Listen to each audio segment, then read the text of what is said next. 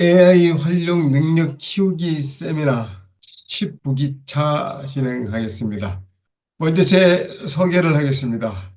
저에 대한 내용들은 네이버에서 인물 검색을 해보시면 바로 나오긴 합니다만은 저는 공학박사면서 정보통신 기술사입니다.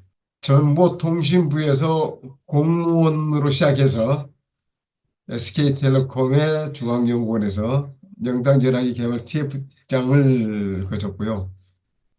SK텔레시스 연구소장, 그다음에 SK유빈스 대표이사, 그다음에 KB컴퍼니스 대표이사를 거쳐서 대한인터넷 신문협회 부회장으로 지금 현재 활동을 하고 있고요.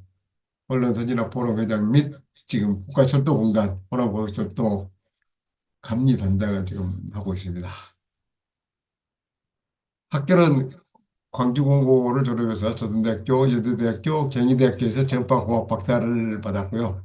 서울대학교 미래공학기술 최고의 과정 및 콜로라도 주립대학에서 ICT 리더십 과정을 이수했습니다. 현재는 작가, 그다음에 제너럴뉴스 기자, 컨설턴트, 강사, 그다음에 국가철도공단의 감리사로 지금 활동을 하고 있고요. 챗 GPT를 비롯해서 메타버스 NFT, AI 활용력 키우기, 그다음에 보고서 잘 쓰는 방법, 그다음에 기술사 자격 취득하기, 은퇴 준비하기 등등 강의를 지금 하고 있습니다. AI 활용 능력 키우기 과정은 이렇게 진행이 되고 있습니다. 먼저 첫 번째, 오늘 말씀드리는 거죠. AI를 이해하고, 두 번째는 AI 활용해서 글쓰기 위주, 세 번째는 그림 그리기, 네 번째는 영상 만들기, 그다음에 마지막에는 전체적인 것을 정리하는 과정이 되겠는데요. 이번 기수에서는 조금 이 체계를 좀 흐트려서 이론적인 것도 중요하지만 실질적으로 실습을 많이 하는 쪽으로 가려고 생각을 하고 있습니다. 오늘 AI 이야기는 주로 이런 쪽으로 이야기를 하겠습니다.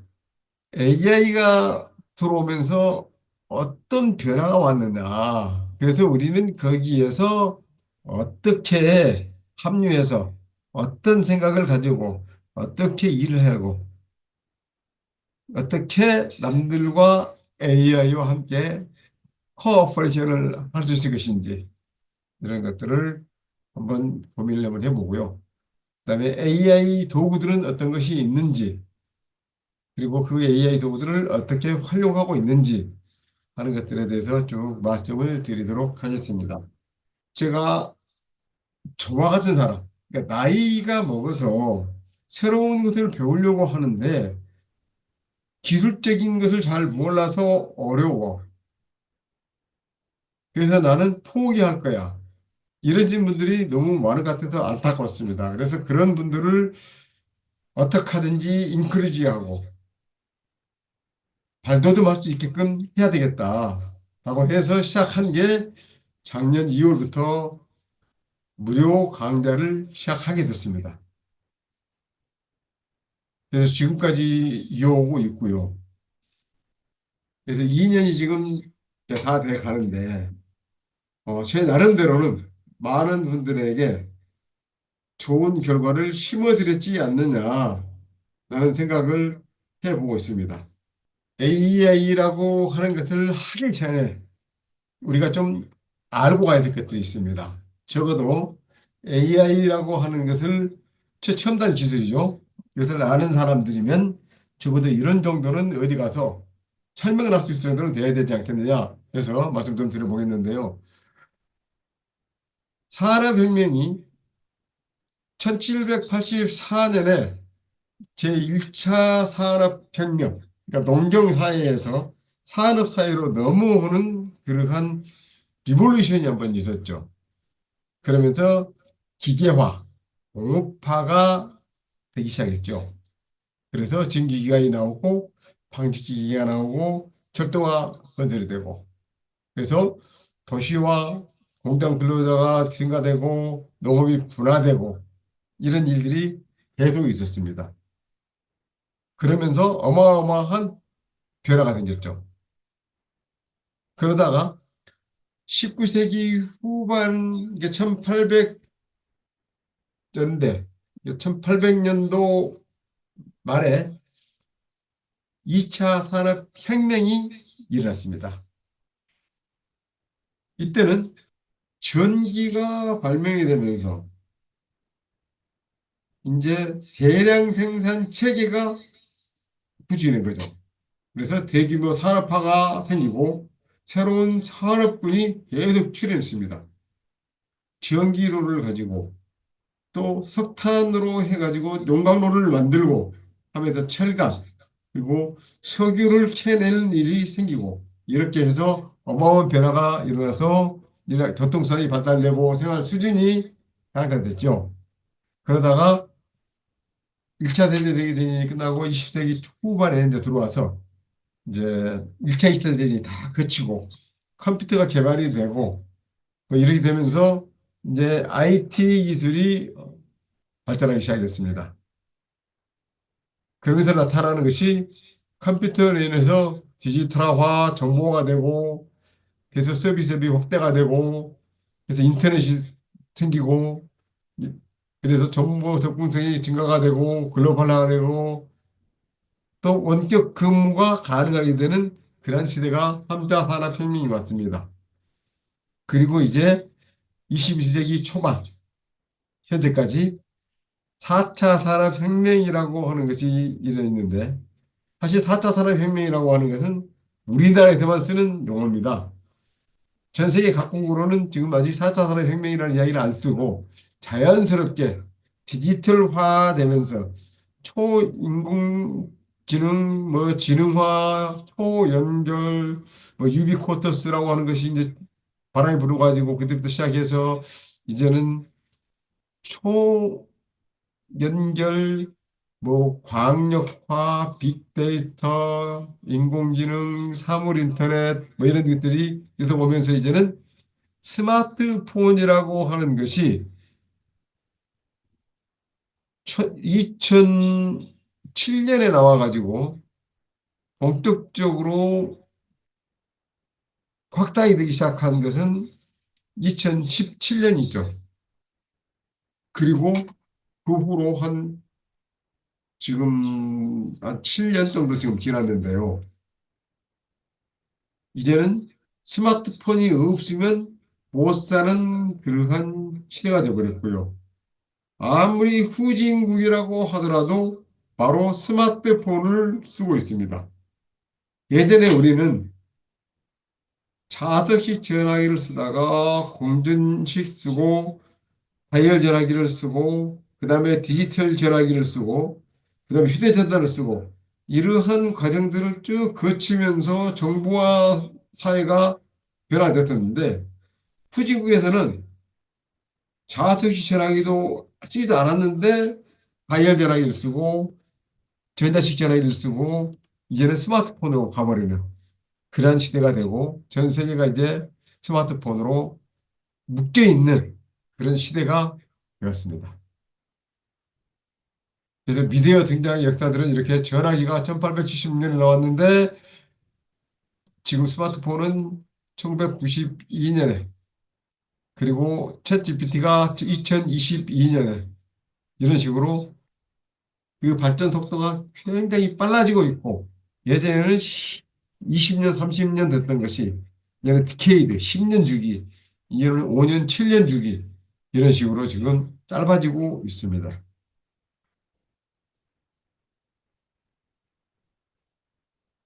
ITC 기술 발전 역사는 이런 식으로 지금 반응되는 것을 보여드리고 있고요.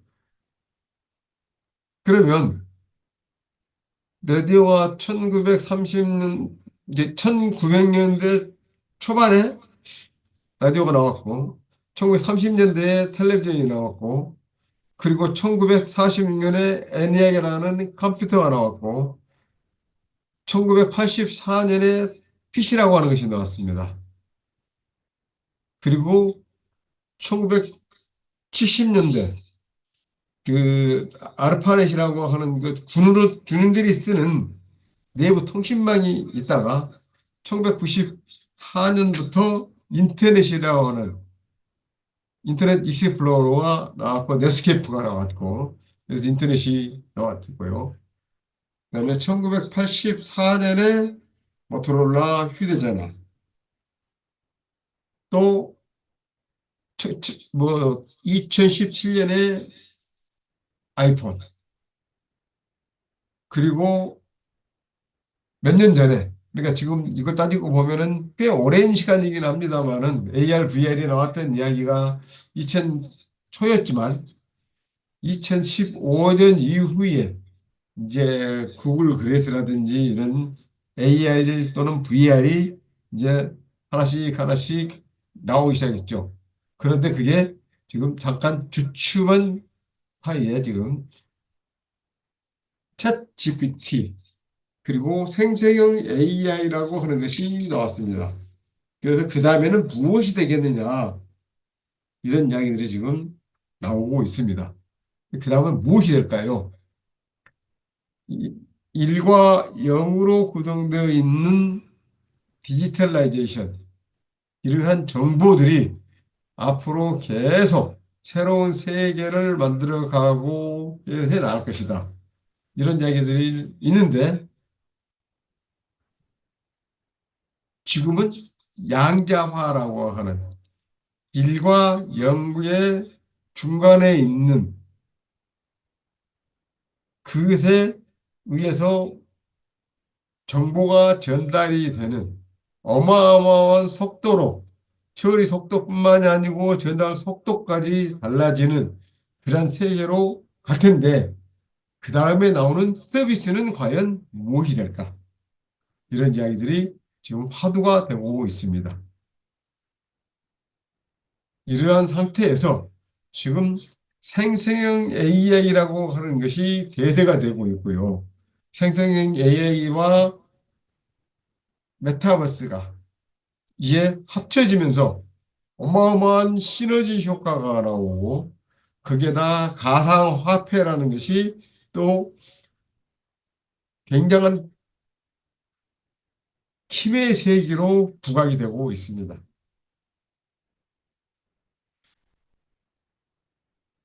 AI로 지금 나오면서 이런 이야기들이 많이 있습니다. 앞으로 모든 직업들은 AI로 대체될 거야. 그러면 지금 글을 써주는 것도 AI가 해주고 그림을 그리는 것도 AI가 해주고 또 영상을 만드는 것도 AI 해주고 시도 만들어주죠. 소설도 써주죠. 모든 창작적인 일은 다 AI가 하고 있다. 그래서 AI가 인간의 일자리를 빼앗는다. 또 AI가 인간이 가지고 있는 많은 난제들 이런 것들을 풀어서 인간을 도울 것이다 하는 이야기도 있죠. 또 그 와중에 AI가 인간을 능가해서 인간을 해치지 않을까 이러한 우려도 지금 나오고 있는 실정입니다. 과연 그렇게 될까요? 그것은 차차 제가 말씀을 드리도록 하겠고요. 우리가 그동안 AI라고 하는 것은 AI 번역기 뭐 이런 정도 또 AI로 상담한다. 그래서 AI로 좀 하다 보니까 아 고객님 잘 못 알아들었습니다. 다시 말씀해 주시세요. 이래 나오다가 이제는 완벽하게 서로 소통하게 되는 그러한 시대가 됐죠.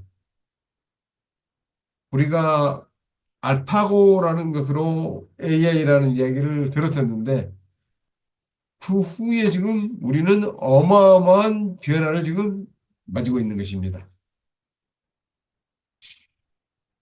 그래서 이걸 한번 봐보겠습니다. 컴퓨터가 지금 대중화가 되면서 세계적 기업이 탄생하겠죠.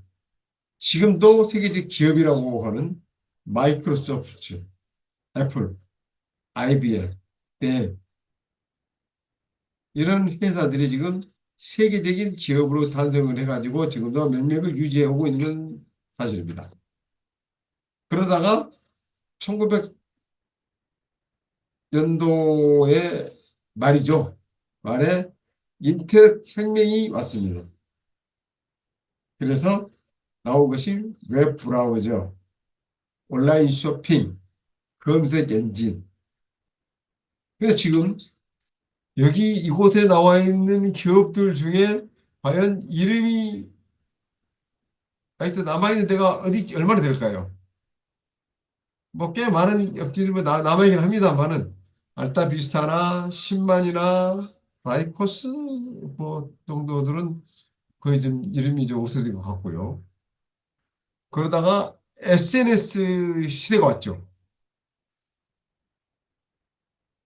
페이스북이나 인스타그램이나 또 요즘에 나오는 스레드라니 이런 것들은 사실 최근에 나왔던 이야기들이고 그 전에 우리나라에서 나왔던 것들 중에 뭐 굉장히 많은 것들이 있었습니다만은 그러다가 서서히 없어지고 새로 생기고 그러고 하면서 지금 재편되면서 페이스북, 인스타그램, 유튜브, 구글, 위챗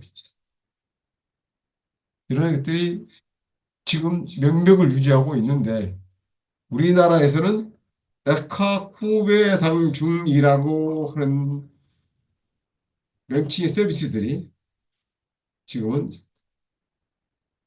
꽤 많은 나라에서 또는 국내에서 위력을 발휘하고 있습니다.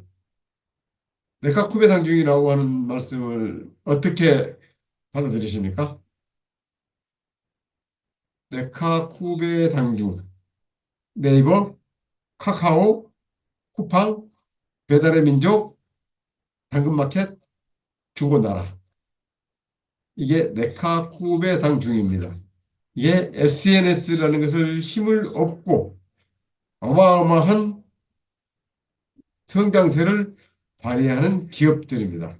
물론 배달의 민족은 꼭 거기 들어가겠느냐라고 하실지 모르겠고요. 중고나라 또 당근마켓 이되는데요. 당근마켓 같은 경우는 거의 지금 카카오와 같은 그런 위력을 지금 발휘하고 있습니다. 중고나라도 지금 우리가 알게 모르게 어마어마한 그 인터넷 온라인 마켓에서는 힘을 발휘하고 있고요. 그런 상황에서 AI가 나오고 또 챗GPT, 메타버스 이런 게 있는데 과연 이제는 누가 어떤 기업이 힘을 낼 것이냐.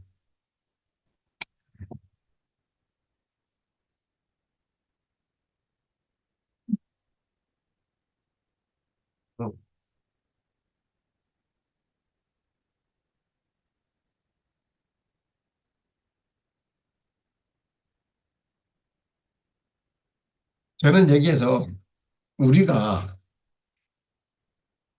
개개인이 또는 소상공 자영업자들이 어마어마한 힘을 발휘하지 않을까 생각을 합니다. 특히 생성형 AI가 나오면서 생성형 AI와 인간이 함께 능력을 결합한다 그러면 어마어마한 시너지 효과가 나올 수 있을 것이라 생각을 하고 있습니다.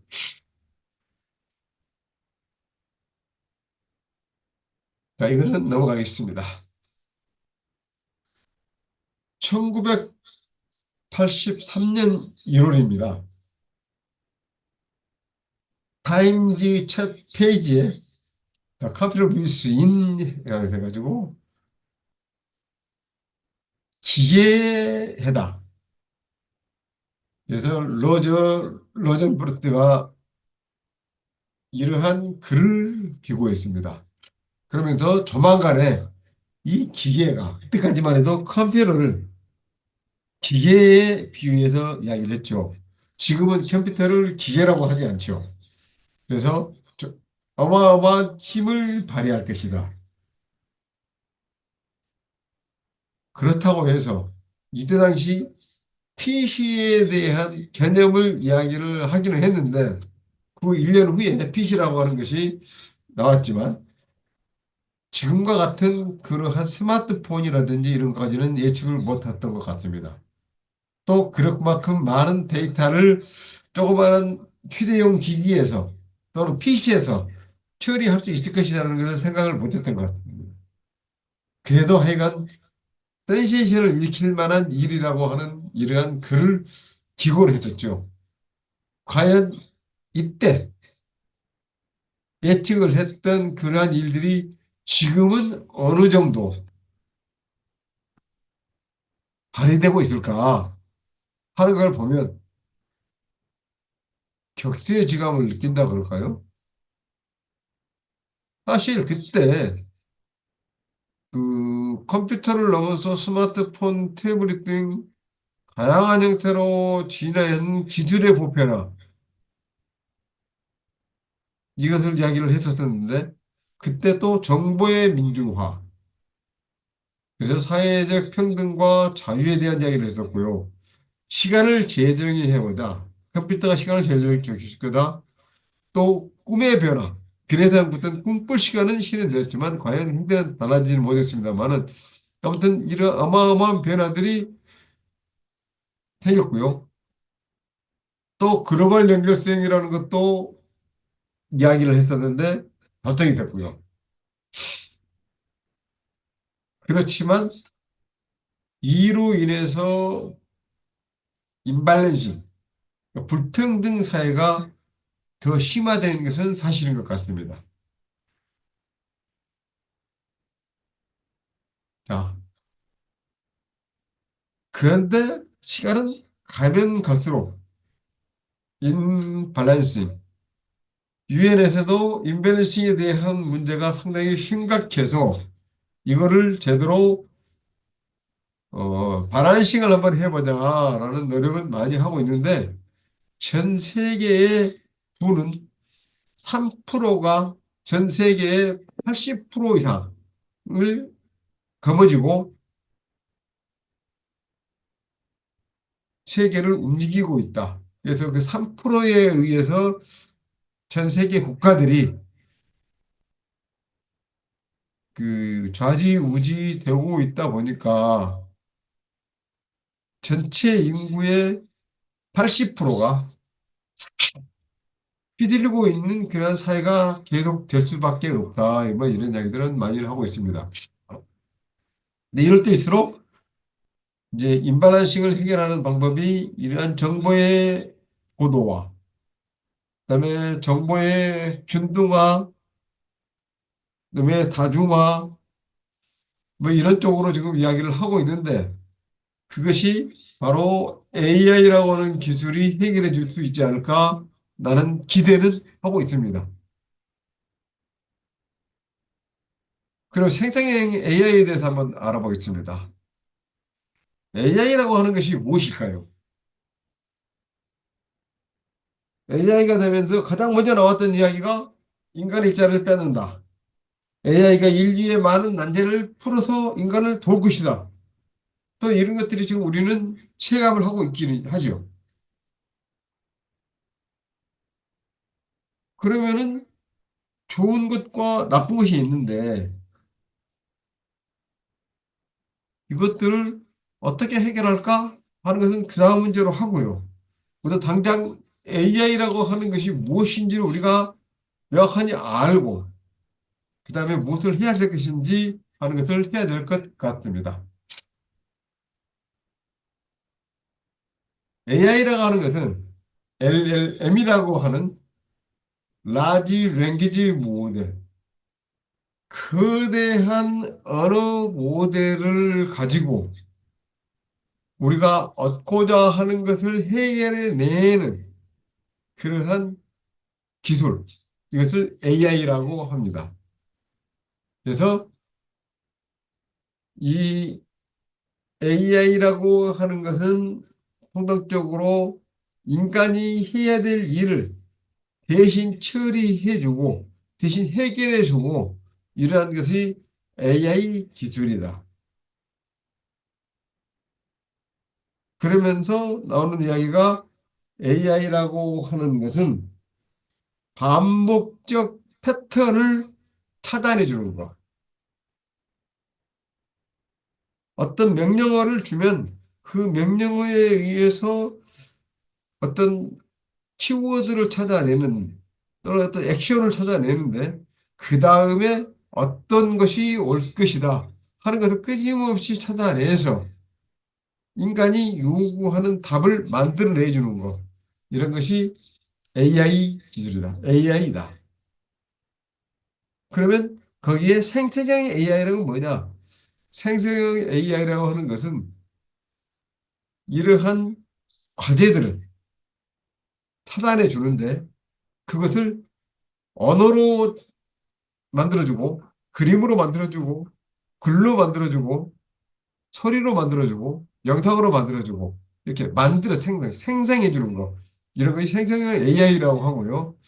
이러한 것들을 이용하는 이러한 서비스를 어떤 것이 있냐면 챗 GPT, 클로바 X, 코파일럿, 제미나이, 클로드, 또 퍼플렉시티 등등 이러한 것들이 바로 챗봇이라는 이름으로 이런 서비스를 제공을 하고 있습니다. 그래서 뭐 챗봇의 역사는 뭐 1966년부터 쭉 되기는 됐습니다만은 넘어가겠습니다. AI 관련된 영화가 많이 있었죠. 엑스마키나, 특히 요새 허라고 하는 영화는 한 남자가 그 AI 운영 체제 안에 들어있는 어떤 여성, 이 여성하고 사랑을 나누는 그런 이야기인데요. 결국에는 이 사회적인 사랑의 이야기가 인간과 기계 간에 서운한 것이 공존이 가능할 것이냐 하는 숙제를 냈었던 것이고요. 뭐 블레이드 러너, 매트릭스, 뭐 몇 유명한 영화죠. 또 인공지능이라고 하는 스티븐 스필버그의 영화, 그리고 트랜센던스, 인류 종말 보고서, 그리고 정이라고 하는 한국 영화까지 이외에도 굉장히 많은 영화들이 있었는데 우리들이 봐왔거나 또는 들어봤던 그런 정도의 영화들이 이런 것들이 있습니다. 그래서 이러한 AI를 우리가 기술적으로 해결하기 위해서 필요한 학문이 미분, 적분, 확률과 통계, 이산수학, 선형대수학, 물론 이공계 쪽이 아니면 접해보지 않았거나 접해봤다 하더라도 대학 입시시험 정도의 뭐 점수를 많이 받기 위해서 조금 보기는 봤는데 이제는 다 잊어먹은 그런 정도 과목입니다. 굉장히 따분하고 어려운 과목이긴 하죠. 그래서 이러한 과목들을 가지고 생成AI라고 하는 것을 해왔는데 AI라고 하는 것은 1956년도에 그 미국에서 이런 것이 있어. 그래서 이런 것을 우리는 만들어서 인간을 대체하기보다는 인간을 위해서 더 일을 쉽게 할 수 있을 것 같아. 그래서 그걸 만들어 보자. 식물학을 연구를 해보자. 이래서 쭉 해서 해왔었는데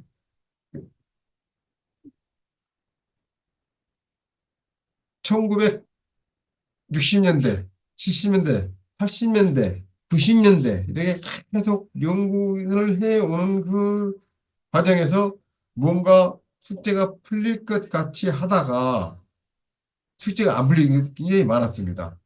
근데 그게 왜 그랬냐면 컴퓨팅에서 AI를 돌리기 위해서 해결해야 될 것이 첫 번째는 컴퓨팅 파워, 그다음에 데이터. 이것이 굉장히 중요한 건데 이 두 가지가 다 해결이 안 됐습니다. 어마어마한 전기를 소모를 하는데 이것을 공급하는 일이 쉽지가 않았고요.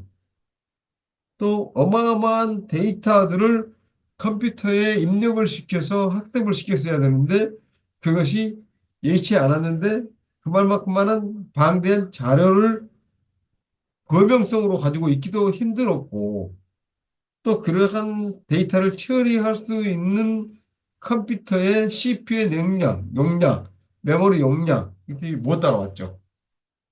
그런데 인공지능의 제브라고 하는 제프리 튼 교수가 특징 학습을 통해서 미적분, 선형대수, 통계학, 이산학, 빅데이터, 반복 학습을 통해서 이런 특징 학습을 해결했고요.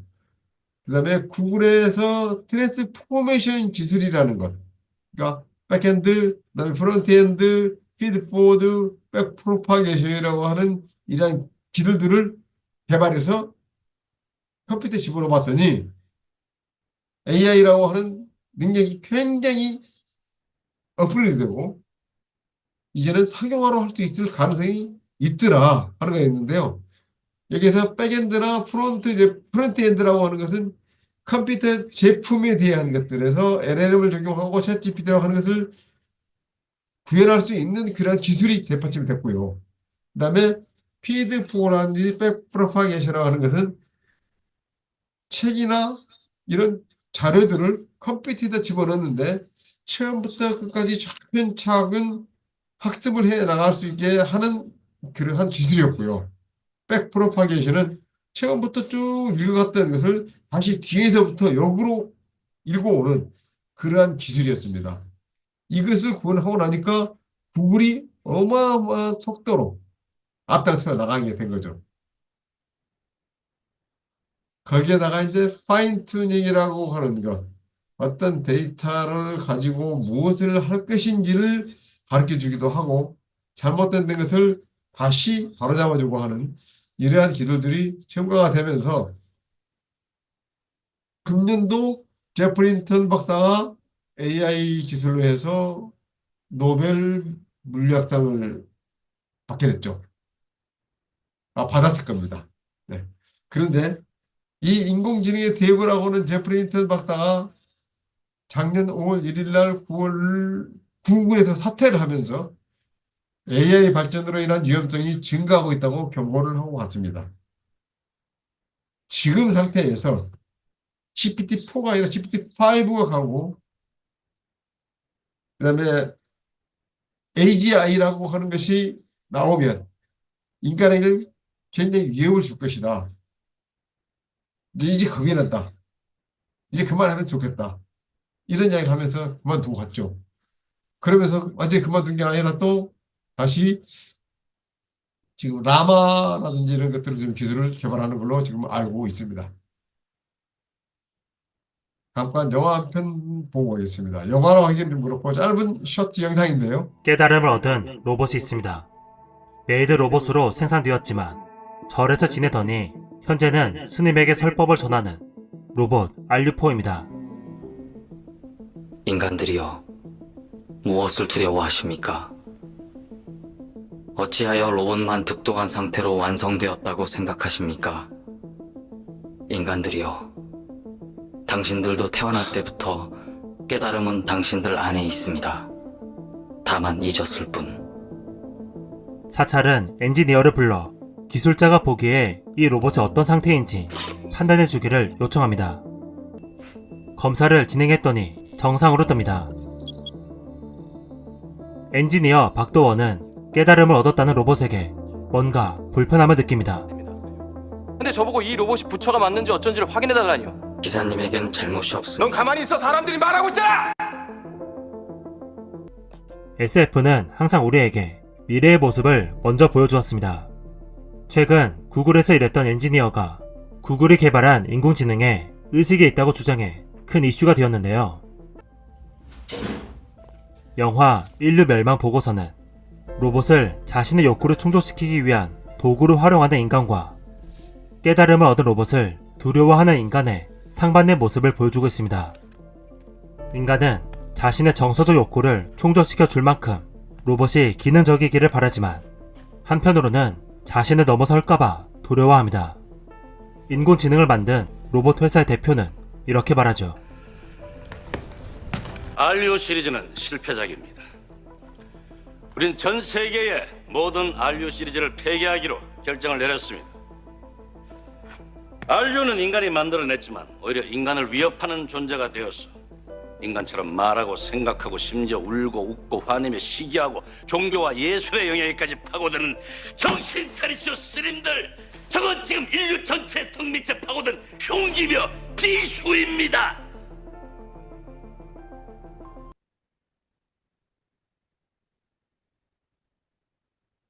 어떤가요?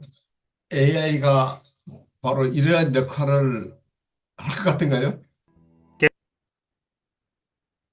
자, 생성형 AI 등장으로 바뀌는 것들이 굉장히 많이 있습니다. 뭐, 사회 구조와 능력에 대한 인식도 바뀌고 있고, 미래 인재 역량이 6C로 뭐 이렇게 바뀌고 있는데, 창조적 영역, 창의적 영역을 생성형 AI에게 해결해내므로써 사람들을 굉장히 위협하고 있는 것도 사실입니다. 알파고 이후에 우리가 느끼는 것, 과연 AI라고 하는 것이 무엇이냐? 사람의 능력을 능가하고 사람에게 위협을 주고 하는 것이 AI이지 않을까?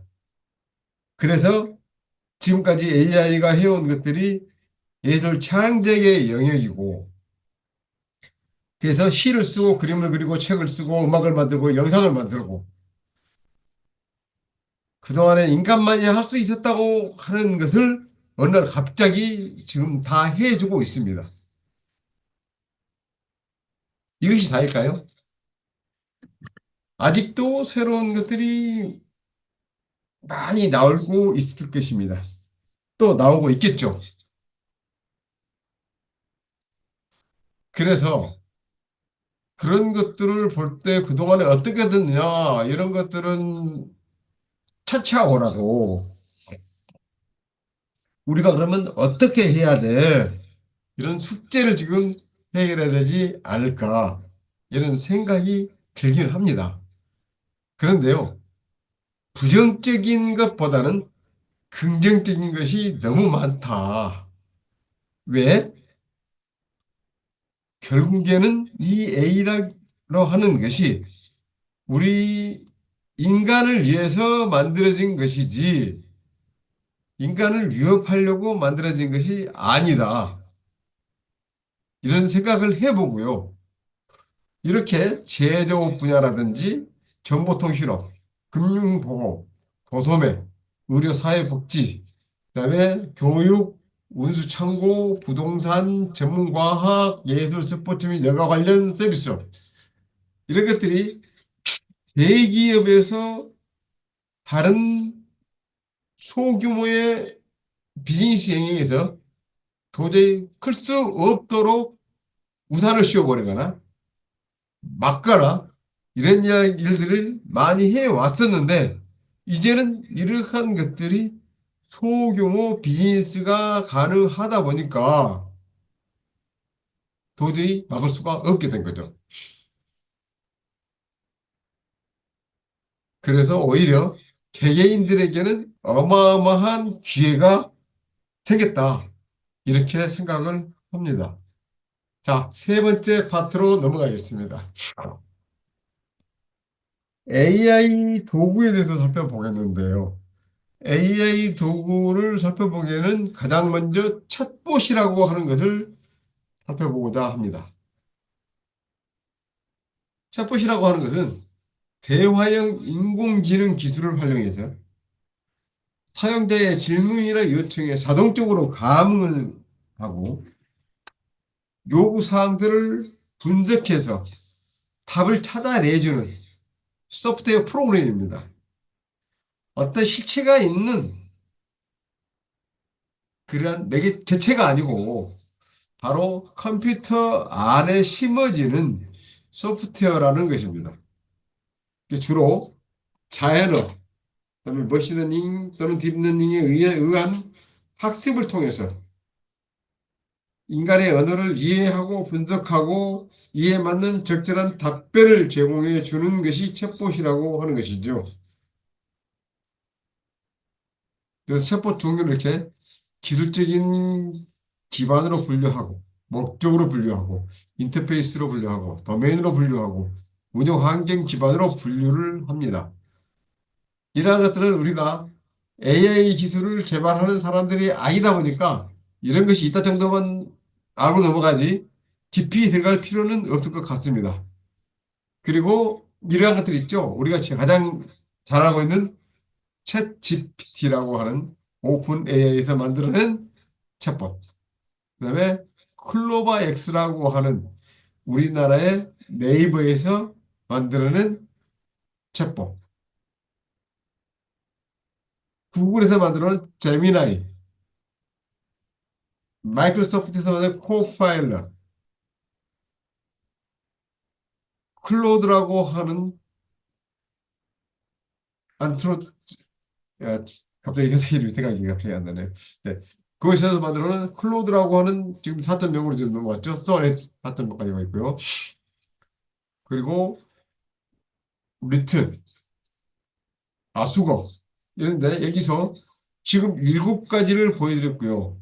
이외에도 지금도 새로운 것이 많이 나와 있고 또 나오고 있죠. 그런데 그 중에 대표적인 것 중에 제가 클로바엑스, 르천, 아수겁이라고 하는 우리나라에서 만든 챗봇을 제가 보여드린 이유는 뭐 세계적으로 유명하다 이 아니라 대한민국의 AI 기술이 이렇게까지 와 있다 하는 것을 강조해 드리기 위해서 이렇게 표시를 해놨습니다. 그러면 이러한 챗봇 또는 챗 GPT 그래서 제대로 사용하기 위해서는 우리가 어떻게 해야 되느냐 하는 것들이 있는데요. 항상 우리가 염두에 두어야 될 것은 기고 그러니까 골드인 골드아웃 개배지인 개배지아웃 좋은 것을 넣으면 좋은 것이 나오고 쓰레기를 넣으면 쓰레기가 나온다 하는 것이고요. 브레시 buy low and sell high 싸게 사고 비싸게 팔아야 된다 하는 장사의 원리.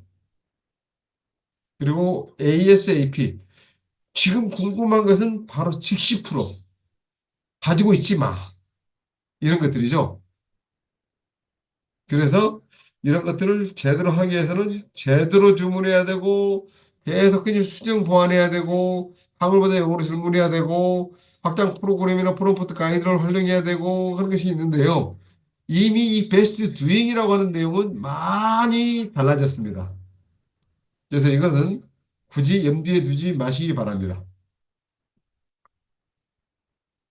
또 AI로 인해서 많은 직업들이 변화가 됐는데 작년도에 매경에서는 마케터, 사진 작가, 기자가 생성 AI 시대에 어떻게 대처되고 있나라고 하는 기사를 썼었죠.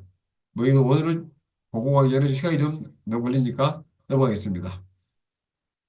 또 생성 AI로 시대 도움을 보고 있는 회사는 어딘가? 투자자의 이목이 집중되고 있는 생성 AI 시장은 어떤가? 이것도 뭐 이런 것들도 유튜브에서 이렇게 계속 나와 있고요. 지금도 생성이 되고 있습니다. 그런데 AI로 인해서 우리는 밝은 것만 보기보다는 어두운 면도 봐야 된다. 그것이 어떤 것들이냐? 이런 것들이 일단 일자리 문제입니다. 근데 일자리 문제에 대해서 한번 살펴보면 우리가 AI라고 하면은 요즘에 화두가 되고 있는 것이 뭐냐면 AI 에이전트라고 하는 것이 굉장한 화두가 되고 있습니다. AI 비서 정도로 이렇게 번역할 수 있는 건데요. 거기 보면은 멀티모달 AI 에이전트, 자율 에이전트, 또 멀티 에이전트 이런 것들인데요. 이런 것들을 보면 사람처럼 시각적으로 이해하고 음성 텍스트 또는 그림, 영상 이래서 그 의미를 이해하고 또 의미를 이해만 하는 것이 아니라 그 결과물을 글, 소리, 그림, 영상으로 설명을 해줍니다. 만들어주죠. 이런 것들을 보고 우리가 멀티모달, 그러니까 복수의 AI를 만들어서 답을 해준다. 이럴 정도로 이해를 하시면 되겠습니다. 그래서 이제는 우리가 에이전트라고 하는 비서들을 활용할 수 있다. 그래서 일이 훨씬 쉬워진다. 이럴 때 우리는 AI와 경쟁을 하는 것이 아니고 AI와 협업을 해야 된다. 이런 이야기죠. 왜? 우리는 AI가 우리의 적이 아니고 우리를 도와주는 비서이기 때문에 이 비서를 잘 활용해야 되겠죠. 예전에 뭐 제가 이메일을 보내야 되거나 또는 어떤 자료를 가져다가 분석을 해서 분류를 해서 보관을 하거나 또 그래서 그것을 꺼내 와서 내가 보고 싶을 때 찾아내는 방법 이런 것들을 다 비서를 시켜서 했고 또 내가 금융 계좌를 만들어서 그것을 관리하고 하는 것을 내가 직접 은행에 찾아다니거나 이렇게 할 것이 아니라 뭐 비서를 시켜서 이거 찾아와 이걸 정리해와 이걸 좀 보내줘 이런 일을 다 시켰던 것이 있었습니다. 그것과 같이 이제는 모든 것이 AI가 나의 비서 역할을 다 해줄 것이다 생각하면 되겠고요. 그런데 이제 문제는 데이터의 어떤 소유권. 내가 어떤 글을 만들었는데 이거에 대한 소유권을 누가 될 것이냐 이런 것들이죠. 그러니까 예를 들면 요즘에 한강이라는 작가가 써놓은 글이 있는데 그 글을 인용을 해가지고 또 그 쓴 글을 변형을 해가지고 기고를 했는데 이것이 공교롭게도 특정한 문장은 똑같이 복사를 해서 썼다. 이랬을 때 인용을 하지 않고 그대로 쓸 수 있느냐? 이런 문제들. 그래서 AI가 생성을 해준다 하더라도 전혀 새로운 것을 만들어주는 것이 아니라 AI도 아까 말씀드렸다시피 반복적 패턴을 찾아내주는 것이 AI이다 보니까 비슷한 것들을 만들어내는 것이 AI입니다. 그랬을 때 이 소유권은 과연 누가 가지게 되느냐? 나는 분쟁. 이걸 어떻게 할 것이냐? 이런 것도 있고요. 그 다음에 이제 사고의 편향임인데요. 여러분들 유튜브를 이렇게 보시면은 어떻게 되죠? 내가 다이어트에 좋은 음식 또는 비건 뭐 이런 음식들을 찾잖아요. 그러면 그 음식을 찾은 그 순간부터 유튜브에서는 나에게 비건 음식만 계속 보여줍니다. 그 영상을 보내줍니다.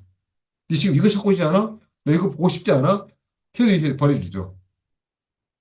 또 미국 대선에서 트럼프에 대한 걸 찾으면 트럼프에 대한 것만 계속 보내주죠. 또 국내도 마찬가지입니다. 국내에서도 이렇게 어느 한순간에 야 지금 국힘당에서 서로 이게 분쟁이 일어나고 있는데 이게 뭐야? 라고 하면 계속 국민의힘에 대한 이야기만 보내줍니다. 이렇듯이 내가 어떤 사고를 편협적으로 가져가고 싶지 않더라도 AI가 그걸 찾아서 나에게 계속 그걸 던져줍니다. 그러면 내가 접하는 것이 그쪽이 되다 보니까 자꾸 한쪽으로 쏠림의 당이 생긴다는 거죠. 이런 문제가 생겼고요. 또 파운데이션에 대한 종속 문제입니다. 지금은 오픈 AI, 엔트롭, 또 마이크로소프트, 구글, 또 네이버 이런 회사들이 생성형 AI를 생성해 놓고 그걸 쓰도록 지금 하고 있잖아요. 근데 이러한 것들 보면 결국 뭐 챗GPT가 대세이긴 합니다만 이러한 회사들이 내가 만들어 놓은 데이터들 어떤 글, 그림, 영상 이런 것들이 그쪽 회사의 서버에 계속 저장이 돼서 축적이 되다 보니 나중에는 내가 그쪽 회사에 만들어지는 이런 데이터들의 종도 쓸 수 없게 되는 그런 문제가 생겨야 됩니다. 또 가스라이팅에 대한 문제가 가스라이팅이 사실 뭐 우리 사회적인 그런 문제만 있는 줄 알았더니 이 챗GPT에서도 또는 생성형 AI에서도 분명히 생깁니다. 계속 만들어주는 것이 똑같은 것을 계속 반복하면서 너는 이거인 거야. 너는 너 이걸 요구하지 않아? 너희는 이것이 맞는 것 같아. 이렇게 자꾸 세뇌를 시키는 거죠. 이런 것들이 앞으로 해결해야 될 숙제라고 생각을 합니다.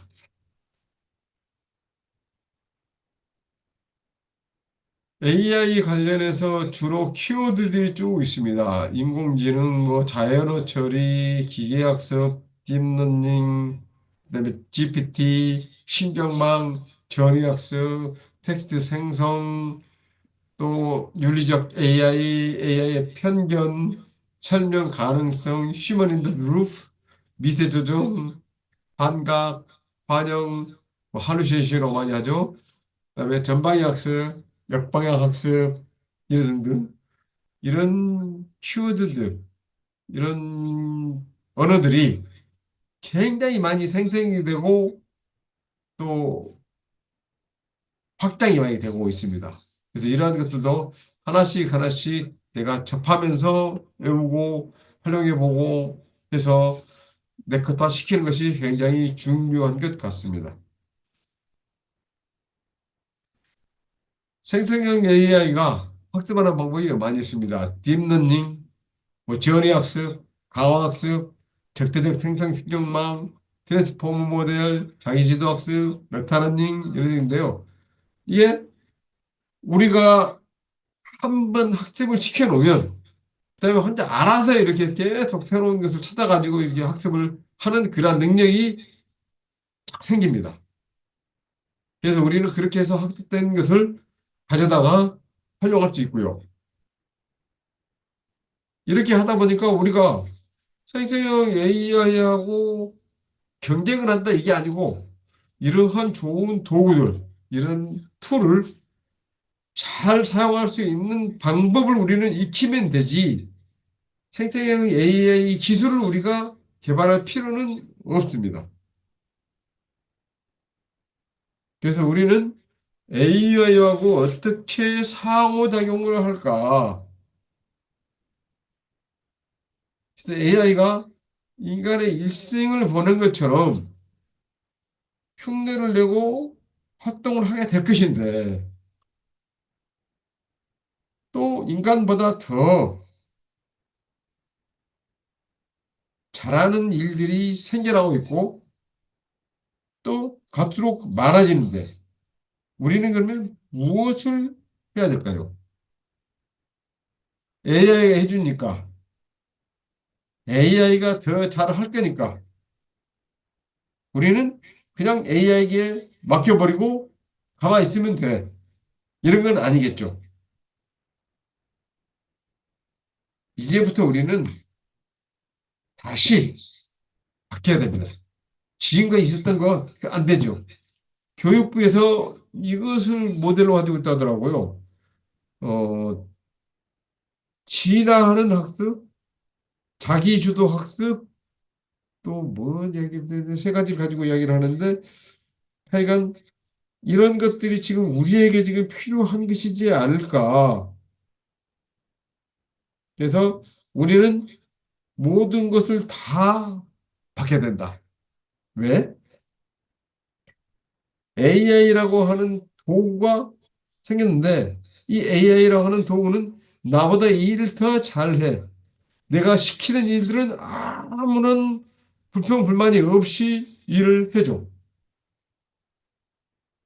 특히 시도 때도 없이 일을 시켜도 불만을 제기하지 않아. 이럴 때 내가 어디 과장급 직원을 뭐 대리급 비서를 사용한다 그러면 적어도 최저임금보다는 더 줘야 되잖아요. 그래서 한 달에 4,500씩을 주고 그 사람을 부린다? 그런데 그것도 저녁이면 일 안 해줘.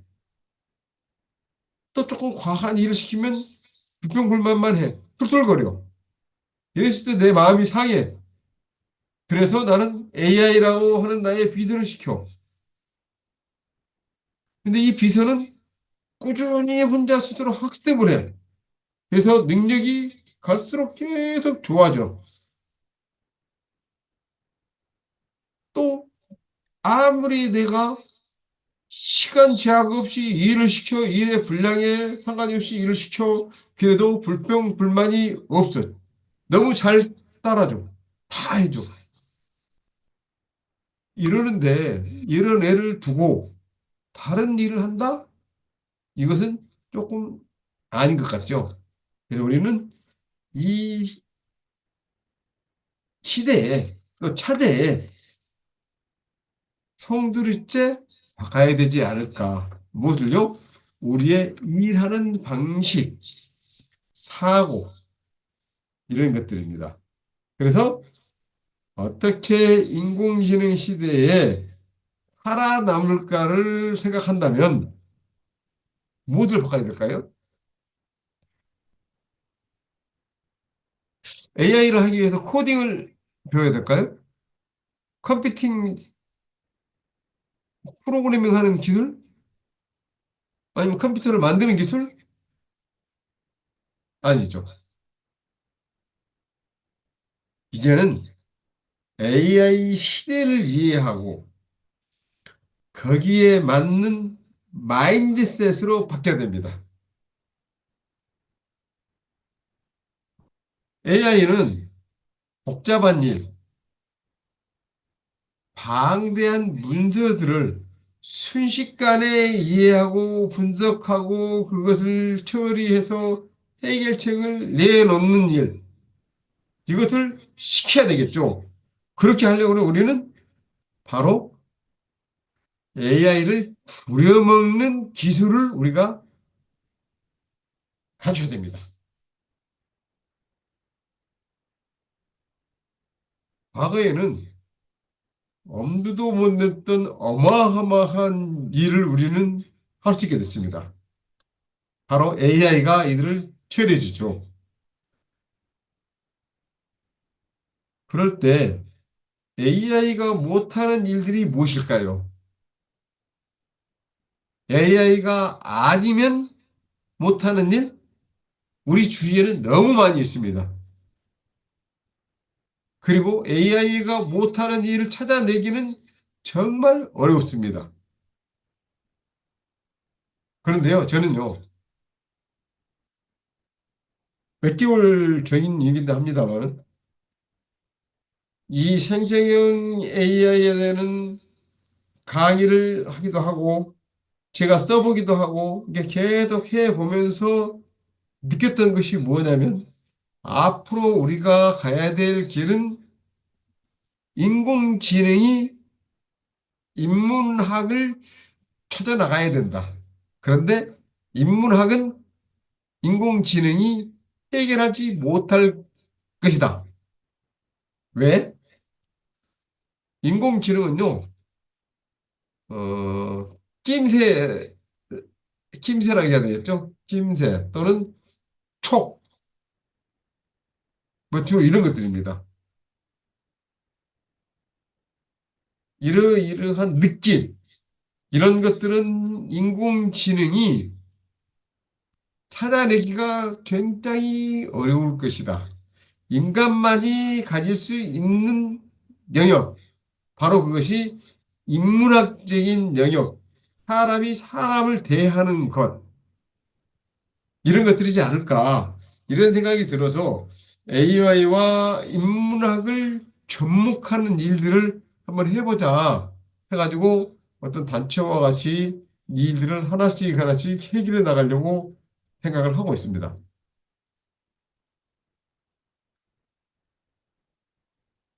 로봇이 일을 함에 있어서 가장 어려워하는 일이 뭐냐면 계란을 깨지 않고 옮기는 거. 그래서 어느 정도 압력으로 이걸 잡아야 될까 하는 것이 아직은 해결해야 될 숙제라고 합니다.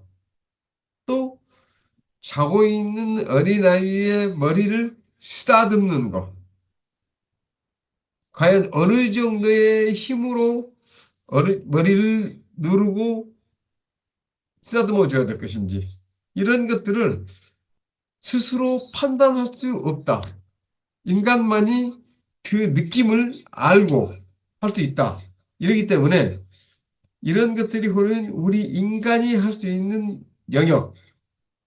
그래서 AI가 우리의 일자리를 뺏어가는 것이 아니라 우리가 지킬 수 있는 그런 영역이 바로 그런 것이지 않겠느냐. 그래서 AI가 일자리를 뺏어간다고 걱정할 것이 아니라 AI가 일자리를 뺏어가는 것이 아니라 나보다 AI를 잘 활용하는 사람이 나의 일자리를 가지고 가기 때문에 그 쉬기 위해서 나보다 AI를 잘 뜨고 있는 저 사람 능력을 능가할 방법, 그걸 찾는 것이 우리가 이제는 해야 될 일이지 않겠느냐. 그래서 이렇게 모여서 강의도 듣고 토론도 하고 해 나가야 되지 않겠느냐. 그것이 바로 제가 또 추구하고자 하는 길이기도 합니다. 이제는 하나씩 하나씩 한 2년간 공부를 좀 했기 때문에 이것을 가서 이제는 구체화 시켜야 되겠다 하는 생각을 하고 있습니다. 뭐 챗 GPT를 전문가들 어떻게 활용하고 있느냐 하는 것들은 뭐 여러 가지 많이 있으니까 이런 이야기들은 나중에 여러분들이 이 내용들을 다시 한번 보시면서 이해를 하시고요. 이게 지금 이제 GPT라고 하는 챗봇, 나만의 챗봇이라고 하는 것을 이제 가지고 챗 GPT를 훨씬 잘 쓸 수 있는 방법들을 지금 만들고 있는데요. 우리가 이제 앞으로 그 길을 가야 되겠습니다. 그래도 먼저 지금 이제 AI 도구 글쓰기에 대한 것들을 하나씩 하나씩 보여드리겠는데요. 이런 도구들은 어떤 거냐? 오픈 AI의 챗GPT, 커파일럿, 제미나이, 클로바 X, 클로드, 카카오 플랫폼, 아수거, 리튼 뭐 등등이 있었는데, 그러나 이런 것들은 어떤 것들이냐 하는 것을 먼저 알아보고 하나씩 하나씩 한번 써보도록 하겠습니다. 물론 오늘은 실습을 하는 것이 아니라 제가 하는 것을 보여드리는 그런 시간으로 가겠습니다. 자, 챗 GPT라는 게 뭐냐? 챗이라고 하는 것은 우리가 대화형, 기억을 전제로 소통을 한다. 왜? 우리 채팅이라는 이야기를 많이 하잖아요. 채팅이 서로 간에 낄낄낄거리다, 뭐 어쩌지 뭐 툭툭거리다, 뭐 이런 뜻이죠. 그래서 채팅이잖아요. 채트 하는데 이 챗이 바로 서로 대화한다. 어떻게 해요? 이렇게 생성형이라고 하는 제너레이티브, 만들어내는 AI를 가지고, 근데 이것이 프리트레이드, 사전에 학습해서 지금 3천억 개 나왔는데 뭐 이분 뭐 5천 조 단위가 지금 뭐 된 것 같고요. 54도 개 이상의 문서를 가지고 미리 학습을 다 한 다음에 트랜스포메이트, 변화, 변신 또는 딥러닝 모델 여기에서 우리가 요구하는 것을 질문을 하면 프롬프트로 질문하면 AI가 대답을 해주는 대화형 서비스가 챗 GPT이다. 근데 이제는 챗 GPT라고 하는 고유의 서비스 외에도 조금 전에 보여드렸던 챗봇 이러한 것도 다 챗 GPT와 같이 서로 대화형으로 이것을 해 나간다. 그런 겁니다. 뭐 GPT 발전 과정은 뭐 GPT 1, 뭐 2, 3, 4, 5, 4, 5 터보, 또 미니, 뭐 이런 등등 뭐 등등 있는데 이러한 것들은 뭐 나중에 또 그 서비스를 확대할 때 설명을 해드리도록 하겠습니다. 지금 현재는 챗 GPT-4.5라고 하는 4옴니를 지금 하고 있고요. 이제 4.5.1이 지금 나왔고 이제 4GPT-5로 가기 전 단계까지 지금 갔다고 하는데 GPT-5가 언제쯤 나올까? 뭐 곧 나온다고 이야기를 하지만 내년 5월 정도는 돼야 가야 되지 않을까? 이런 이야기들을 하고는 있습니다. 사실 지금 챗 GPT가 나온 지가 2년이 좀 며칠 빠지죠, 지금. 거의 지금 2년 됐습니다. 그런데 그 사이에 어마어마한 변화가 있었고요.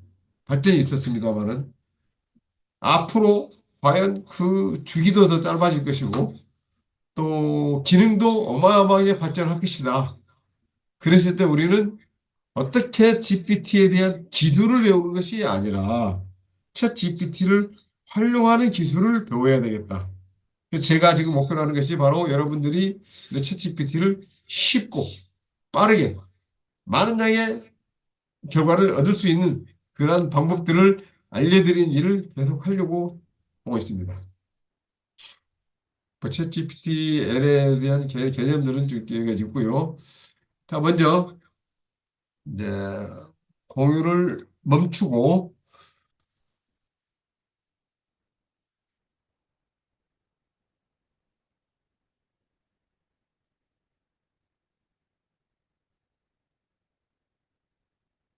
챗 GPT를 가지고 글을 쓰는 것을부터 먼저 한번 해 보겠습니다.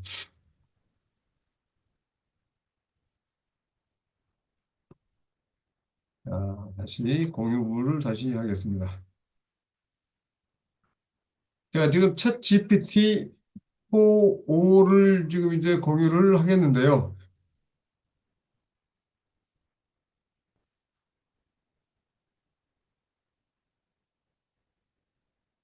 저는 챗 GPT-4를 지금 현재 쓰고 있습니다. 뭐, 여러 선생님들께서 지금 챗 GPT-4 유료 버전을 쓰신다 그러면 아마 저와 같은 이런 챗 GPT-4.5와 그런 챗 GPT-4 with Canvas, 4.5.1의 프리뷰, 4.5.1의 미니, 또 뭐 더 많은 모델들이 좀 있긴 있습니다만 이런 것들을 지금 사용하실 수 있을 것이고요.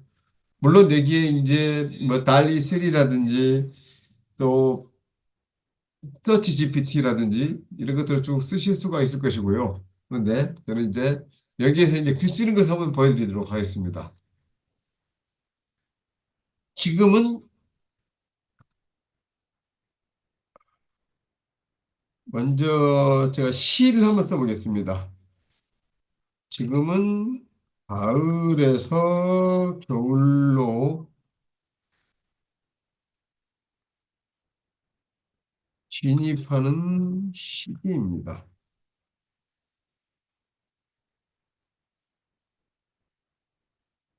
이럴 때 거의 모든 사람들이 센티멘털해집니다. 이런 기분을 표현하는 시를 만들어주세요. 먼저 시는 3단으로 해주세요. 3단은 4절로 해주세요. 3번은 반복하는 표현 기법과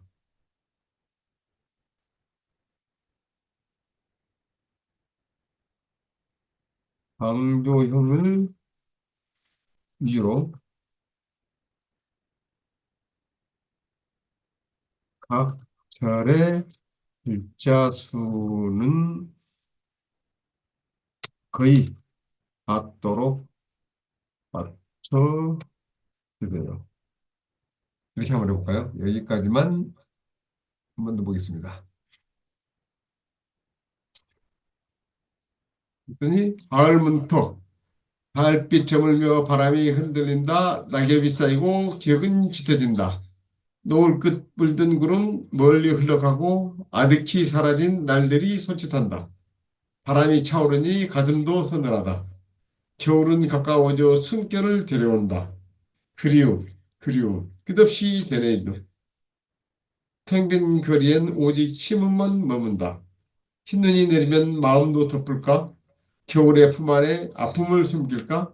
차오른 달빛에 혼자만 울어도 겨울 문턱은 늘 새벽을 기다린다. 이렇게 글을 배웠습니다.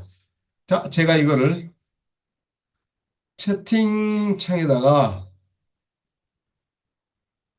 공유를 해놓겠습니다. 프롬프트를 썼던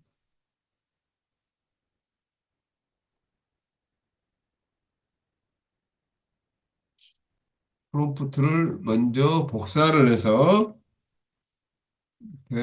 보내드리겠고요.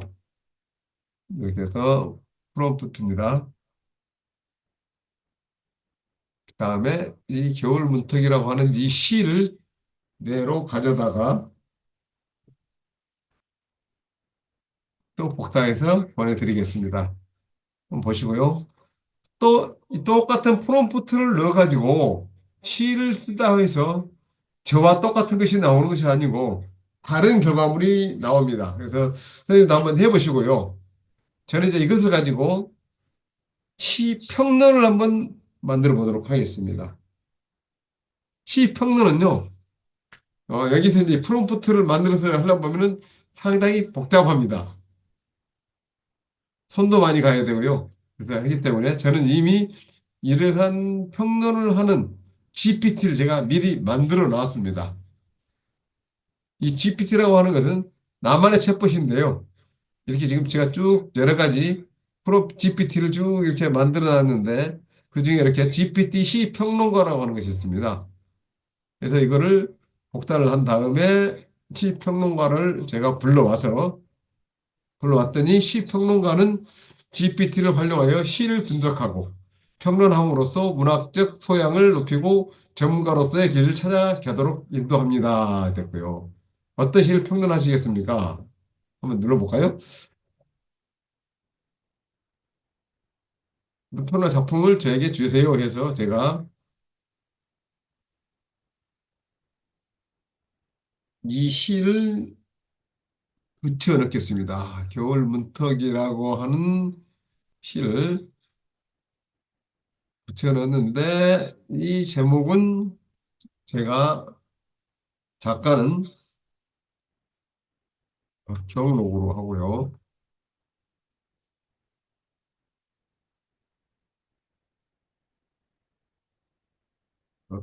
발표 연도는 2024년으로 하겠습니다.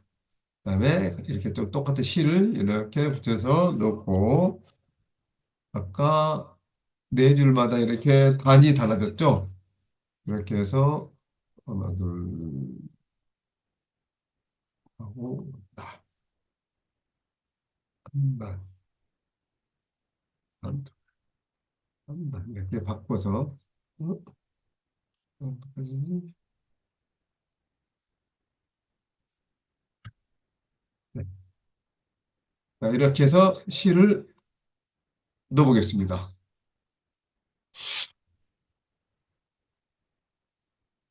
그랬더니 바로 시의 내용 가을 문턱 작가 박형록 발표연도 2024년 똑같이 이렇게 시를 내용을 해주고 시의 장르 분류는 박형록의 겨울 문턱은 계절적 변화를 주제로 삼은 서정시입니다. 내용적 맥락은 겨울 문턱은 계절의 변화가 인간의 내적 감정에 미치는 영향을 모다하며 가을에서 겨울로 이행하는 시기를 중심으로 심리적 고독과 그리움을 노래합니다. 형식적 구조로는 이렇게 총 3년으로 구성되어 있고 머릿속에 있고 언어와 표현 분석으로는 시는 시각적, 청각적 이미지를 풍부하게 활용하여 독자의 감각을 자극합니다. 이렇게 했고 정서와 스타일을 분석해줬고 문학사적 맥락을 분석을 했는데 겨울문턱은 한국 현대 서정시의 전통을 계승하면서도 자연과 인간 감정의 교감을 통해 적작성을 보여줍니다. 물론 이 시를 프롬프트를 넣을 때 어떤 형태, 누구 형태의 시를 뭐 기본으로 해줘. 뭐 이런 식으로 또 넣어도 좋겠습니다만은 그것까지는 아직 안 넣기 때문에 뭐 이렇게 하고요. 심리학적 분석으로는 개인적 내면적 고독과 그리움을 정교하게 형성하고 있습니다. 수영 및 해석 분석은 이 작품은 다양한 해석의 가능성을 내포하고 있습니다. 개인적 상실감에 대한 공감에서부터 해석적 상징을 통한 보편적 성찰까지 독자층에 따라 다양한 해석을 이끌어낼 수 있습니다. 했고요. 개량적 텍스트는 이제 시는 어떤 형으로 어떻게 되어 있다는 데였고요. 그래서 저한테 평가를 해보니까 박형록의 겨울문턱은 계절의 흐름을 인간의 정서와 긴밀히 연결하며 사색적이고도 내밀한 정서를 섬세하게 풀어낸 작품입니다. 뭐 가을의 끝에서 겨울로 접어드는 이거에서 있고요. 문학적 의, 그다음에 이제 이런 것을 이제 포싱을 이렇게 해놨는데 제가 이 시 분석하는 거 이거를 이 앱을 복사해서 여러분에게 보여드리겠습니다. 지금 채팅창에 올려놓은 것이 있는데 이것을 클릭하고 들어가면 내가 챗 GPT-4를 쓰지 않고 무료 앱, 챗 GPT 3.5를 쓴다 하더라도 여기를 클릭하고 들어가면 지금 제가 시를 평론하는 것과 똑같은 이렇게 쓰실 수가 있습니다. 그래서 그것을 클릭하고 들어가서 한번 시를 갖다가 복사해서 붙여넣기를 한번 해서 해보시기 바랍니다. 물론 이것을 핸드폰에서도 할 수가 있습니다. 핸드폰에서 하는 걸 제가 한번 보여드리겠습니다. 지금 보여드리는 화면이 제가 제 핸드폰과 컴퓨터하고 이렇게 연동을 해서 그 작업을 하고 이게 또 외부에 보여주고 이런 것인데요. 여기에서 챗 GPT-4, 챗 GPT 이 앱을 클릭을 한 다음에 여러분도 그 스마트폰에서 이렇게 챗 GPT 앱을 깔아놓고 한번 해보시기 바랍니다. 자, 챗 GPT-4 이렇게 스마트폰에서 무엇을 도와드릴까요? 이렇게 나오면 여기서 바로 작업을 할 수가 있죠. 이렇게 마이크를 켜고 오늘 서울 날씨는 어떤지 알려줘. 자, 이렇게 해서 서울 날씨에 대해서 지금 명령어를 해보겠습니다. 오케이. 네. 서울 날씨를 검색하는데요. 비단격 날씨 누리에서 쭉 나오는 거 지금 나오고요. 자, 이것을 챗 GPT를 제가 이제는 챗 GPT와 저하고 대화를 해가면서 한번 해보겠습니다. 챗 GPT의 마이크를 활성화시키고 옆에 이렇게 그 음성 보이스 코드 되어 있는 거 있죠? 여기를 활성화시킵니다. 활성화시킨 다음에 자, 지금 서울 날씨가 어떤지 좀 이야기 좀 해줄래? 자, 이렇게 챗 GPT를 스마트폰에서 이렇게 사용할 수가 있는데요. 조금 전에 제가 시를 감상하는 거 있잖아요. 그걸 한번 써보겠습니다. 여러분들은 혹시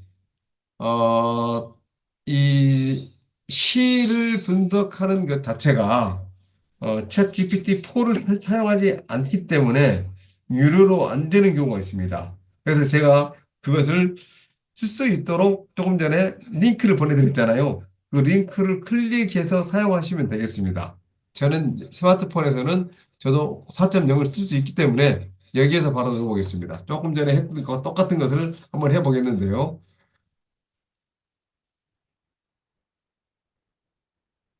자, GPT-C 평론가 이것을 클릭을 하고 조금 헷갈리니까 일단 화면을 좀 감추고요. 너무 복잡하니까. 네.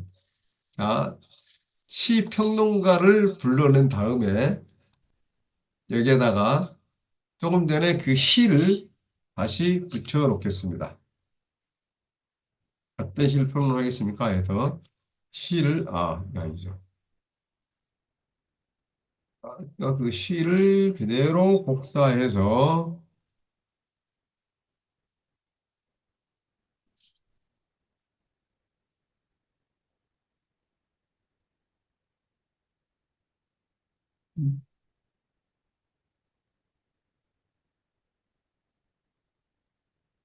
이게 지금 단위 지금 구분이 안 된, 이게 안 되더라도 그냥 해보겠습니다. 이렇게 해서 명령을 넣습니다. 그러면 아마 여러분들 이렇게 분석을 해줄 겁니다. 이렇게 해서 시를 가져다가 이렇게 분석을 할 수가 있고요. 이렇게 해서 글을 만들어주는 걸 제가 지금 보여드리고 있습니다.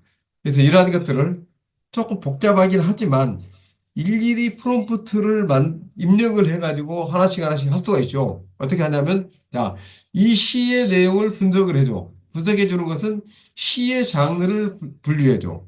두 번째는 내용적 맥락을 분석해줘.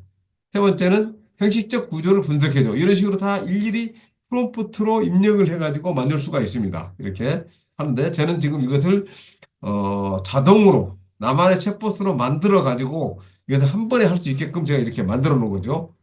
이렇게 돼 있고요. 이것을 또 이렇게 글로 써서 하는 것도 있는데 이렇게 글로 쓰지 않고 사진으로 넣을 수도 있습니다. 한번 해보겠습니다. 이렇게 해서 십자가를 딱 누르면 이미지 업로드, 사진 촬영, 파일 업로드 되잖아요. 그래서 저는 여기서 이미지 업로드로 해보겠습니다. 이미지 업로드를 했더니 제 핸드폰에 있는 사진들이 쭉 이렇게 보여집니다. 그래서 제 핸드폰에 있는 것 중에 어떤 시를 하나 제가 보러 오겠는데요. 제가 서울에 지하철역에 가서 시를 촬영한 사진이 있어서 그래서 한번 올려보겠습니다.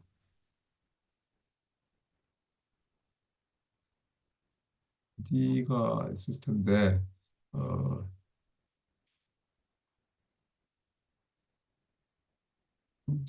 다 치워버렸는가 보다.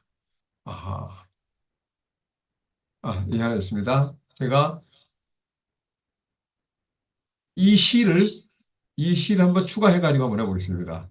사진을 추가해서 해보겠습니다.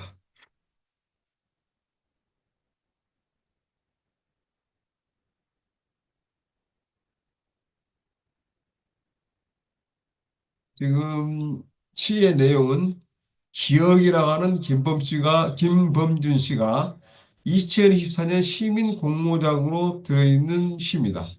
그래서 소라는 시원하던 파도 소리를 기억하고 흑백영화는 따뜻하던 색깔을 기억하고 여름은 향기롭던 꽃향기를 기억하네. 그대들은 어떠한 기억을 안고 살아가는가라는 시입니다.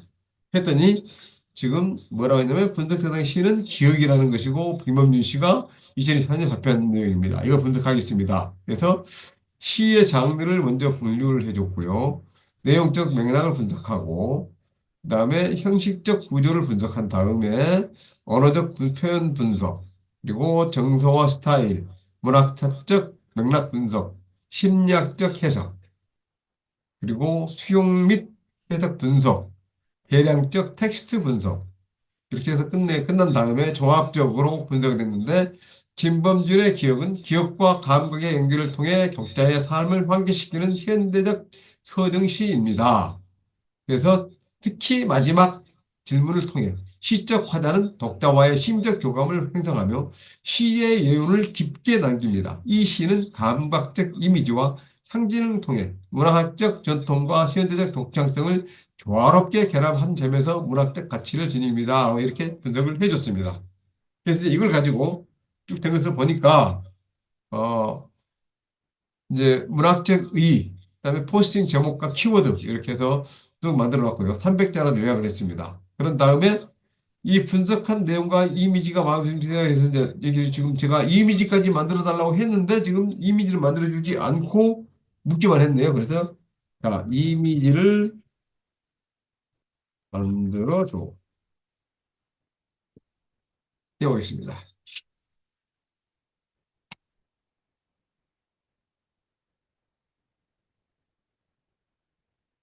그랬더니 이 지금 시가 평론을 했잖아요. 시를 평론을 했는데 이 평론된 이 시를 가지고 지금 이제 이미지를 만들어 줍니다. 어떤 이미지가 나오는지 볼까요? 아, 이렇게 파도가 치고 소라가 있고 꽃이 있고 또 영화에 대한 기억들 이걸 다 표현하는 그림을 하나 만들어 줬네요. 어떻습니까? 이렇게 글을 생성을 합니다. 제가 지금 이거 보여주는 목적은 뭐냐면은요. 챗봇이라고 하는 것에 대해서 말씀도 드리면서 이렇게 나만의 챗봇 이것을 만들어서 이렇게 활용할 수 있습니다. 그래서 이것은 책을 쓰거나 동화를 쓰거나 뭐 이런 것도 지금 얼마든지 할 수 있고요. 음악을 만들거나 이렇게 할 수도 있고 하는데 그렇게 만들어서 활용을 할 수가 있다 하는 것을 보여드리면서 제가 아까 AI를 가지고 우리가 얼마나 무엇을 잘할 수 있느냐 이런 거잖아요. 그것을 찾아야 됩니다. 나의 전문 분야에서 다른 사람과 나는 이렇게 차별화가 돼 있어. 그런데 그 차별화 돼 있는 것을 AI를 사용함으로써 더 차별화를 할 수가 있어. 그래서 나는 이 분야에서 이것만큼은 대한민국을 넘어서 세계적인 최고가 될 것이야. 되고 있어. 이런 것을 만들어 나가야 된다. 그러면 우리는 생성형 AI 또는 AI 이런 기술을 개발하는 엔지니어가 아니고 이 챗봇을 통해서 내가 최고의 결과를 만들어내는 전문가가 될 수 있다. 이것을 바로 말씀드리는 겁니다. 자, 어떤가요? 여러분들? 자, 이렇게 보여드렸고요. 또 이제는 시평론가가 아니고 다 됐지? 예, 다시 읽겠습니다. GPT-4.5에서 여기서 당신은 제조업체 그 공장장으로서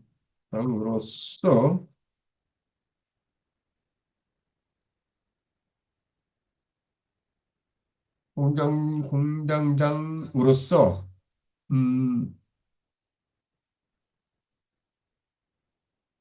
최고의 생산 효율을 가진 전문가입니다. 이게 페르소나 먼저 지정을 하고요.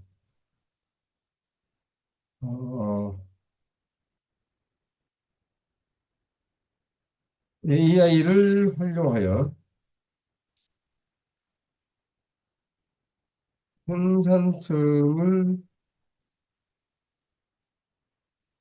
높이기 위한 방법으로 지금까지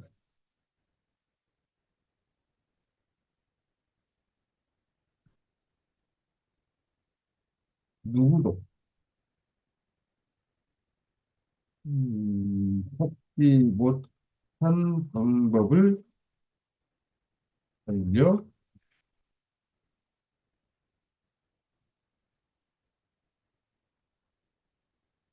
뭐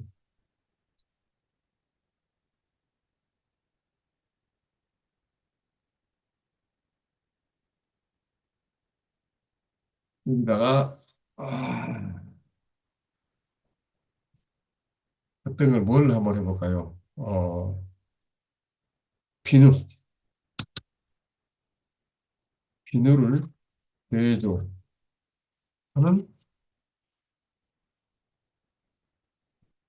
것에 대해 이렇게 하자. 간단한 방법을 한번 해보겠습니다. 이걸 한번 물어보겠습니다. 여기서 뭐냐면 저는 자, 비누 제조 공장에서 AI를 활용하여 생산성을 혁신적으로 높이는 방법은 다음과 같습니다. AI 기반 공정 최적화, 레시피 최적화 처음에 나왔고요. 그 다음에 생산 스케줄링, 그 다음에 예측 유지 보수, 제조 장비 센서를 통해 데이터를 실시간 수집하고 AI로 분석해 고장을 사전에 예측한다. 뭐 이렇게 되어 있고요. AI 기반 품질 관리, 수요 예측 및 원료 관리, 맞춤형 생산, 에너지 효율 개선, 디지털 트윈 기술. 네, 디지털 트윈이요. 드디어 나옵니다. 이러한 방법들은 비누 제조에서 생산 등을 극대화할 뿐만 아니라 품질 향상과 비용 절감에도 기여할 것이다. AI 도입 초기에는 소규모 파일럿 프로젝트로 시작해 점진적으로 확대하는 것이 효과적이다. 해가지고 지금 제가 이것을 뭐라고 했냐면 다시 한번 보여드리겠습니다. AI를 활용하여 생산성을 높이기 위한 방법으로 비누를 제조하는 것에 대해 지금까지 누구도 찾지 못한 방법을 알려주세요 했습니다. 그러니까 지금 뭐냐면 어느 누구도 못 찾은 방법, 획기적인 방법, 나만이 알 수 있는 방법, 이걸 지금 알려달라는 거잖아요. 그래서 그것에 대해서 지금 알려줬으니까 이 방법을 좀 더 제가 분석을 하고 익혀서 이 방법을 찾으면 생산성도 향상되지만 품질 향상, 비용 절감까지 다 할 수 있다는 이야기죠. 그래서 이 방법을 소규모 파일럿 프로젝트로 시작을 해서 전민적으로 확대하면 효과적일 것입니다. 이렇게 제시를 합니다. 바로 이렇게 챗 GPT 또는 AI를 활용하면 굉장히 좋습니다. 자, 그러면 또 이 방법에 대해서 과연 이게 맞을까? 이거 있잖아요. 그러면 이것을 그대로 복사를 한번 해서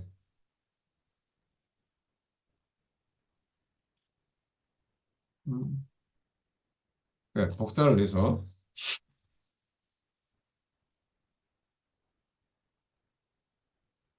클로드나 퍼플리시트나 이쪽으로 또는 제미나이나 또는 클로바 X나 이런 데 가서 검증을 하면 됩니다.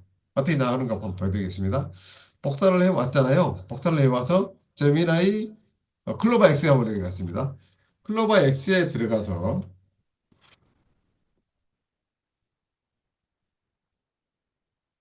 자, 클로바 X의 대화창에서 이거를 입력을 합니다. 조금 전에 복사해온 내용을 그대로 따옴표로 해서 복사를 해놨습니다. 네, 이렇게 쭉 해서 복사를 해왔고요. 아까 그 내용입니다. 그래서 그것을 복사해 와서 따옴표로 한 다음에 자, 이 내용을 검증해줘. 있지만 리파인 해 주세요.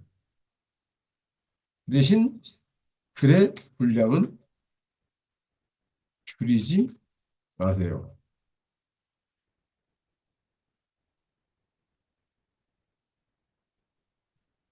줄이지 마세요. 이렇게 명령을 한번 넣어보겠습니다. 그래서 리파일을 지금 하고 있습니다. 비누 제조 공장에서 AI를 활용하여 생산성을 실질적으로 높이는 7가지 방법. 또 이렇게 내용을 좀 바꿔줍니다. AI 기반 공정 최적화, 예측 유지 보수, AI 기반 품질 관리, 수요 예측 및 원료 관리, 맞춤형 생산, 에너지 효율 개선, 디지털 트윈 기술. 이렇게 7가지 내용을 가서 이렇게 만들어서 줬습니다.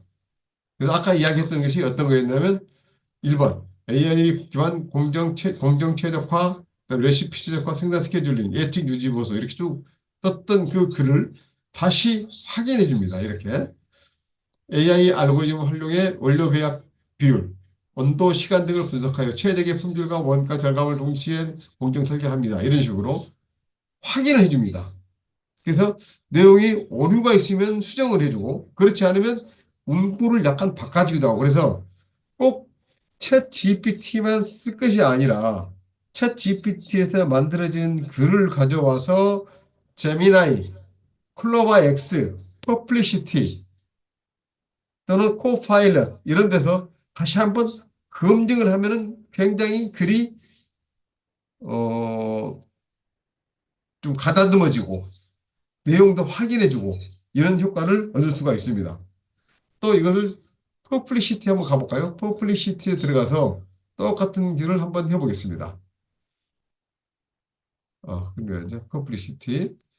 이렇게 퍼블리시티에 들어가서 이 퍼블리시티는 또 내용을 그 분석해 줄 때 어디에서 가져왔는지 이런 것들도 좀 찾아주긴 한데 여기 내용도 있는지는 모르겠습니다만은 아, 다시 붙여넣기 하고요. 그래서 이 내용을 검증하여 refine 해 주세요. 이렇게 한번 넣어보겠습니다.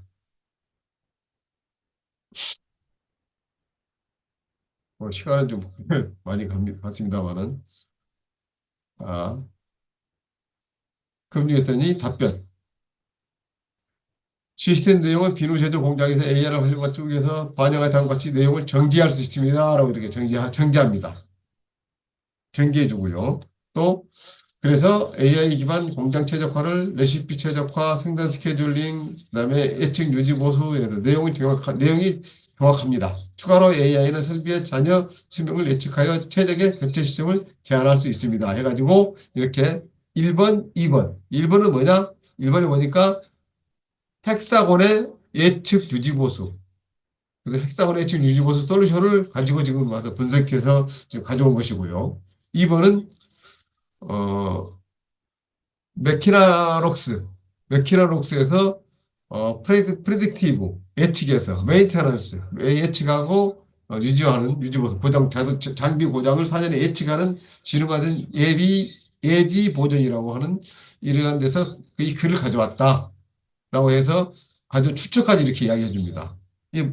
즉 이야기는 무슨 이야기냐면 이런 정도로 검증이 됐고 정확성을 보장할 수 있습니다. 이렇게 되는 거죠. 그래서 내가 만든 글을 1차, 2차 이렇게 검증을 해 봄으로써 할루시네이션이나 이런 것들을 피할 수 있는 것이고 어디다가 내놔도 이 글은 정확합니다. 자신이 있습니다. 이렇게 검증을 해서 내보낼 수 있는 이런 효과도 있습니다. 자, 오늘은 이렇게 글 쓰는 것까지만 좀 해보고 벌써 2시간이 돼버렸습니다. 시간이 많이 가긴 갔는데 여기까지 해보고 가도록 그렇게 하겠습니다. 혹시 여러분들이 좀 글을 쓸 때 이런 것도 어떨지 모르겠습니다만은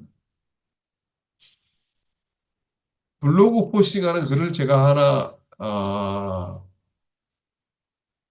또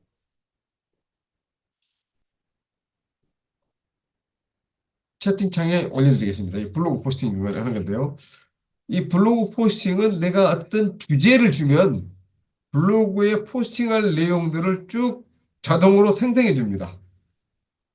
그래서 이 글은 제목은 이렇게 했으면 좋겠고 키워드는 이렇게 넣으십시오. 이런 데가 있다 만들어주는 거거든요. 그리고 그 블로그에 이러이러한 그림들이 같이 들어가면 좋겠습니다. 라고 이미지까지 생성을 해줍니다.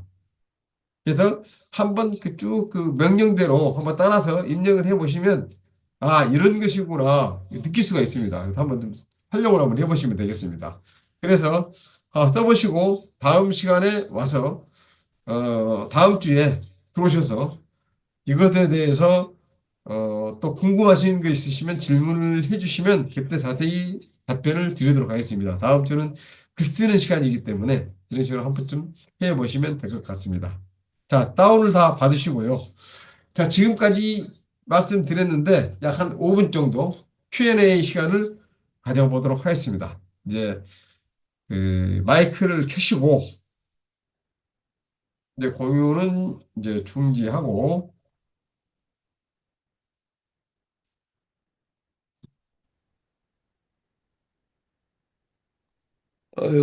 수고 많으셨습니다. 예, 예. 아니, 저게, 챗GPT 얘가 학습이 되네요. 네, 학습을 하더라고. 제가 조금 전에 박 선생님 거 이렇게 시연할 때, 네, 저늘린 뉴스에 활동하는 이태곤 기자라는 사람이 있느냐? 했더니, 뭐라고 이렇게 답변을 하더라고요. 네, 예, 그래가지고 제가 그 이태곤 기자라는 사람이 썼는 책은 있느냐? 했더니 예. 잘 모르겠다고 그러더라고요. 못 찾았는 모양이네. 그래서 내가 그 다음 질문에 네, 나는 친북 좌파다라는 책에 있느냐 했더니 이태곤이라는 사람이 썼는 뭐라고 이렇게 또 답을 하더라고요.